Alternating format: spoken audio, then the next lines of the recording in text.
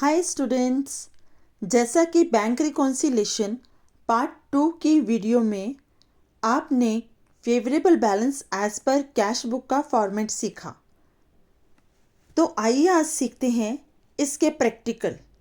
उसके लिए सबसे पहले देखें इसका question. On 31st March 2020, the bank balance as per Rajesh Chauhan's cash book was rupees 17,280 debit. On comparing the cash book with the passbook, following differences were found. First point, checks for rupees 8,400 sent for collection have not been cleared by the bank so far. Second point, check issued but not yet presented for payment rupees 5,600. Third point, there is a debit of rupees 80 in the passbook for bank charges but not recorded in the cash book.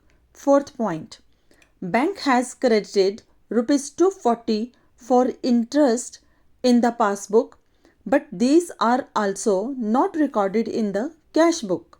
Fifth point, a customer deposited rupees 2,000 direct in the bank but these were recorded only in the passbook.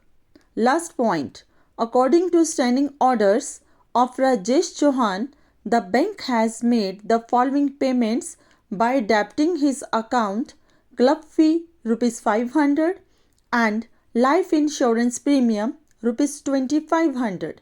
These were not recorded in cash book. Prepare bank reconciliation statement as on 31st March 2020. आइए तो शुरू करते हैं practical. Bank reconciliation statement of Rajesh Chauhan as on 31st March 2020.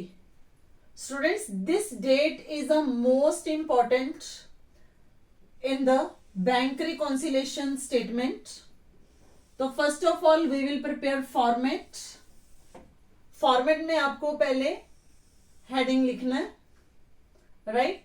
Then इसका सब heading particulars plus minus. This is the most important. इसके बिना आपका जो मार्क्स है वो डिडक्ट होना शुरू हो जाएगा. अगर ये नहीं बनाओगे तो ये कंपल्सरी है. कई बच्चे सीधा ही बना देते हैं, फॉर्मेट नहीं बनाते. फॉर्मेट जरूरी होता है. तो let's start. First is in the question balance given है, balance as per cash book.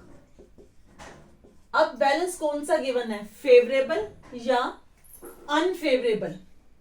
अगर तो फेवरेबल बैलेंस है तो आप प्लस साइड में लिखोगे, अगर अनफेवरेबल बैलेंस है तो वो आपने माइनस साइड में लिखना है.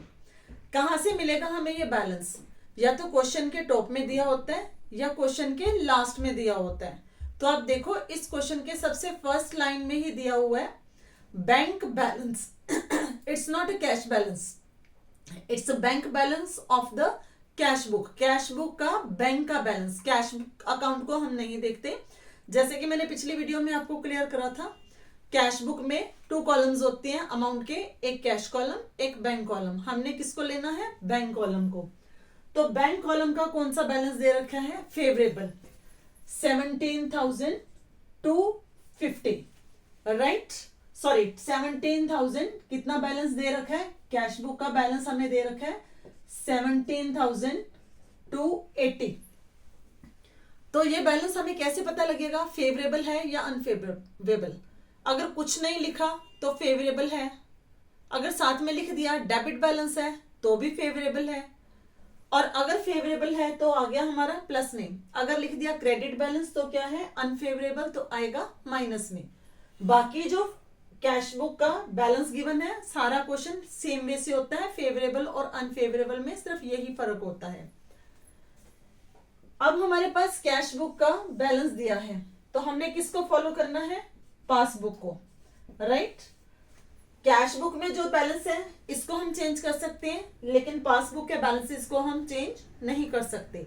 तो पासबुक में जो हो रहा है हमने उसके अकॉर्डिंगली अपनी कैश बुक में चेंजेस करनी है। तो हमारी फर्स्ट ट्रांजेक्शन क्या थी जिसकी वजह से हमारी बैंक रिकॉन्सिलिएशन स्टेटमेंट बनाने की जरूरत आन पड़ी?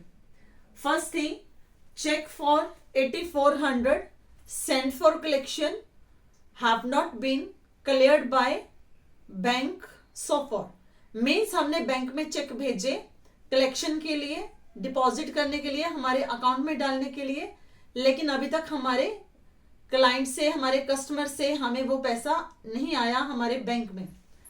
तो बैंक में पैसा क्या है, कम है, लेकिन जैसे ही हमने चेक बैंक में भेजे हमने कैश बुक में बैलेंस क्या कर दिया, इंक्रीज।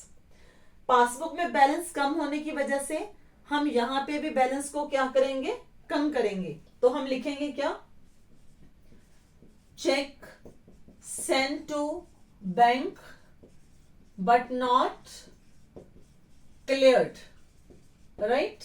अमाउंट था हमारा 8400, तो ये हमारा अमाउंट कहां चला जाएगा, माइनस में। तो हमारा फर्स्ट पॉइंट जो है वो क्लियर हो गया, राइट।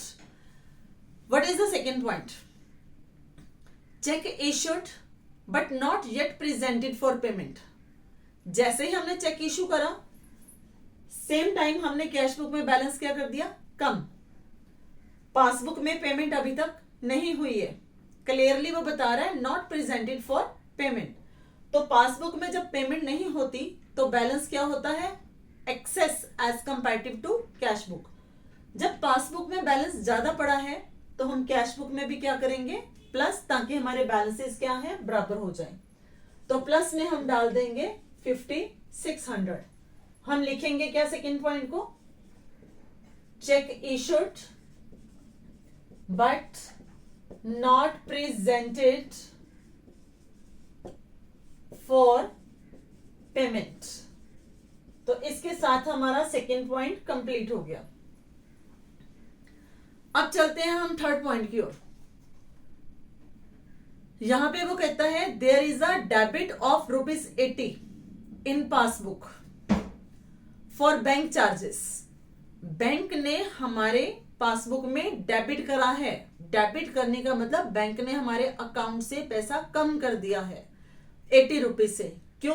क्योंकि उसने बैंक चार्जेस डिडक्ट करे हैं, but not recorded in the cash book.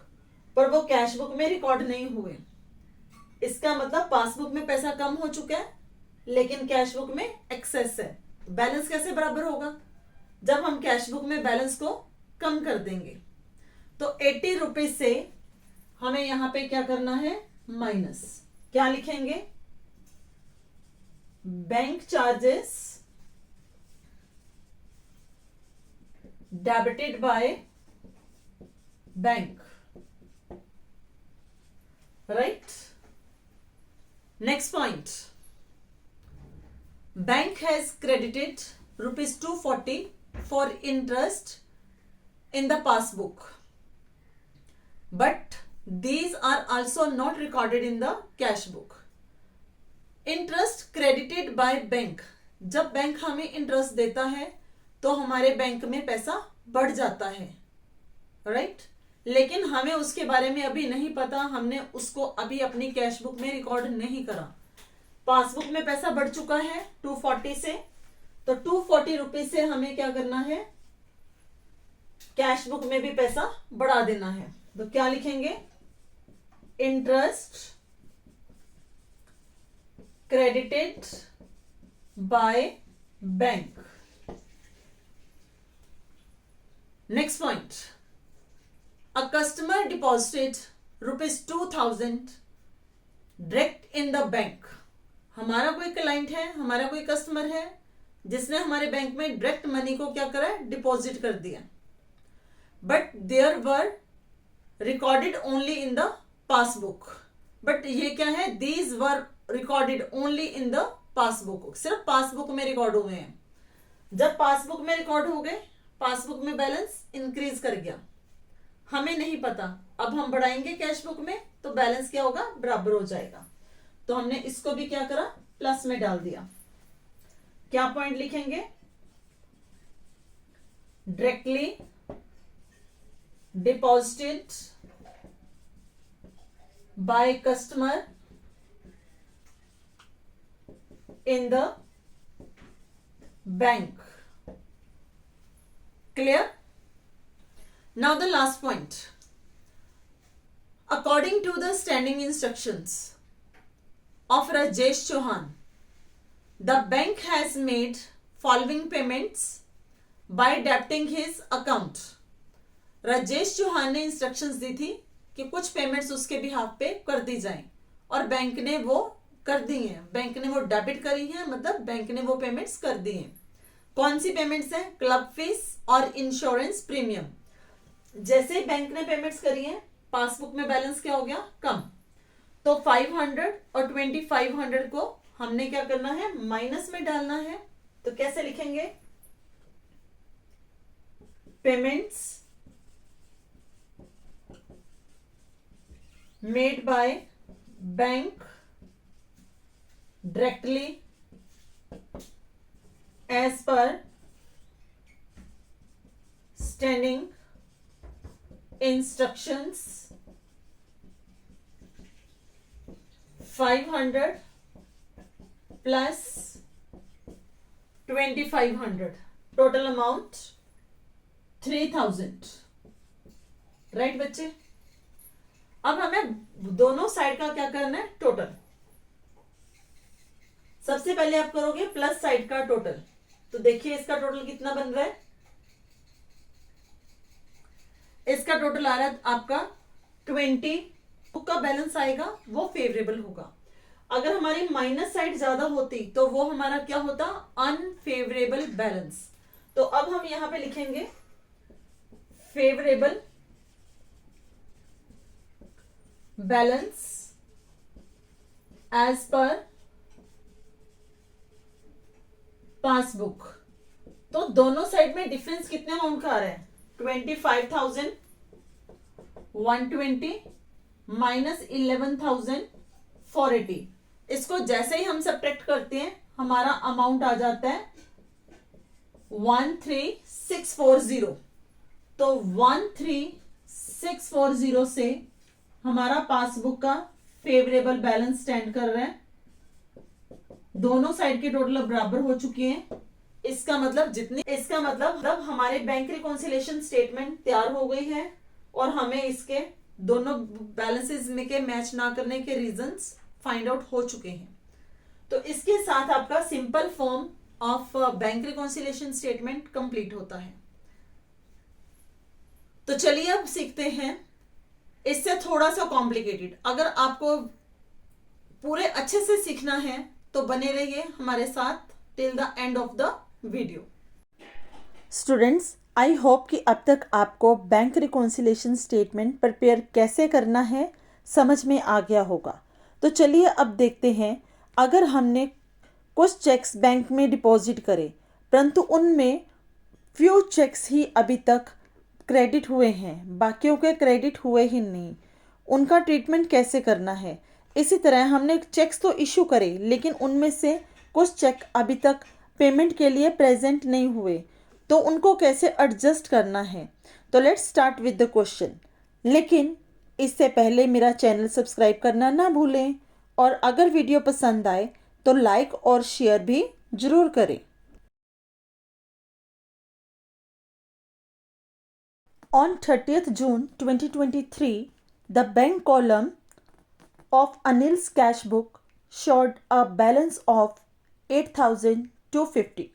On examination of the cash book and the bank statement, you find that out of total checks amounting to rupees 8,000 issued, checks amounting to rupees 5,800 have been presented for payment up to 30th June 2023. Next point. Out of total checks amounting to rupees 6,000 sent to bank for collection, checks of rupees 4,100 were credited in passbook up to 30th June 2023. Next point. On 28th June, a customer deposited rupees 3,500 directly in the bank account, but it was entered only in the passbook. Next point. Debit side of Anil's cash book bank column has been overcast by rupees 100. Next point, no entry has been made in the cash book for the rent of rupees 800 paid by the bankers according to Anil's standing instructions. Next point, the passbook showed a credit of rupees 320 for interest and debit of rupees 40 for bank charges, but these have not been entered in the cash book. Prepare a bank reconciliation statement as on 30th June 2023.